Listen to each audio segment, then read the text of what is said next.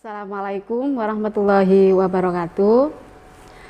Salam hebat, salam semangat, salam literasi.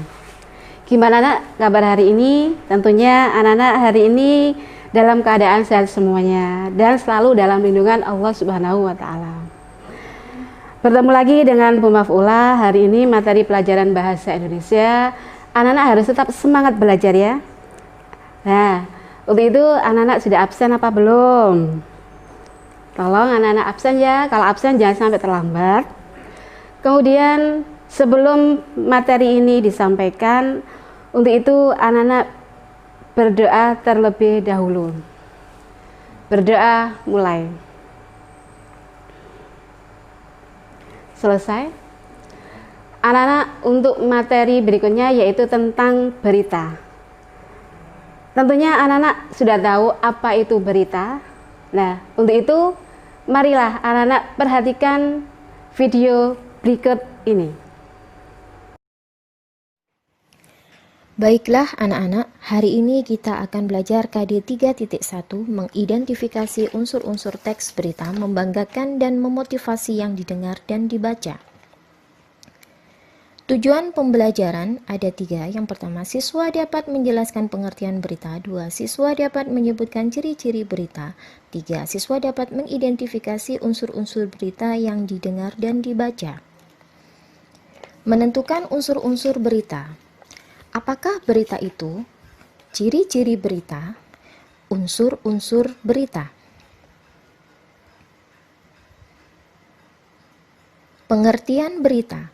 Berita adalah laporan atau keterangan mengenai kejadian atau peristiwa yang sedang terjadi.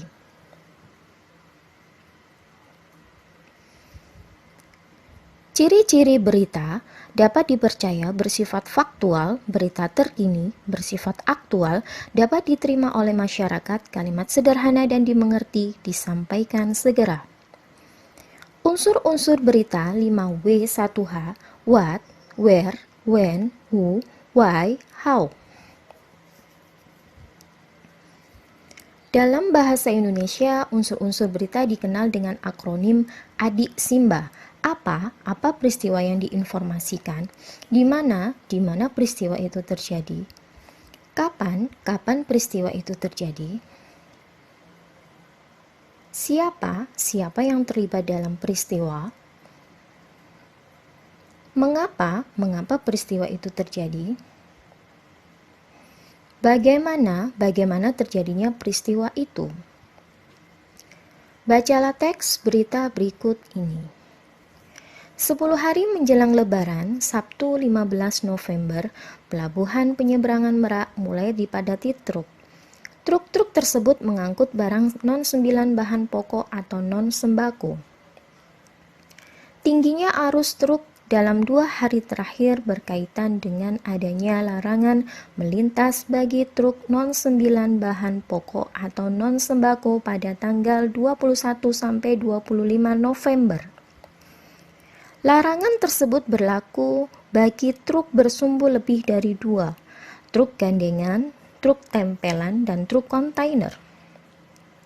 Penumpukan truk bersumbu 2 tersebut seperti di Pelabuhan Merak menyebabkan antrean truk sekitar 100 meter dari pintu masuk kapal. Antrean terjadi di dermaga 1 hingga dermaga 4, tetapi antrean tersebut masih dalam batas normal. Antrean belum membeludak keluar area parkir pelabuhan. Akan akibat penumpukan truk itu, beberapa sopir truk mengaku harus menunggu sekitar 2 hingga 4 hari untuk bisa masuk kapal. Sumber Kompas dengan beberapa penyesuaian. Contoh identifikasi teks berita. What, apa?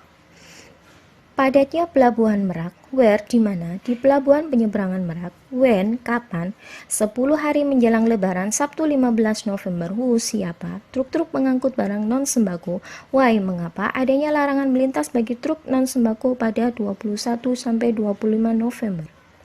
Setelah menyimak penjelasan tersebut, apakah anak-anak sudah paham? Yuk kita coba latihan berikut ini. 1. Buka file Microsoft Word yang sudah saya kirim. 2. Kerjakan tugas yang ada dalam Microsoft Word tersebut. Lalu 3. Kirim tugas kalian ke Google Classroom. Nah, anak-anak, itulah tadi video pembelajaran yang telah Bula sampaikan. Tentunya anak-anak sudah paham apa belum? Nah, kalau sudah paham, tentunya ada latihan.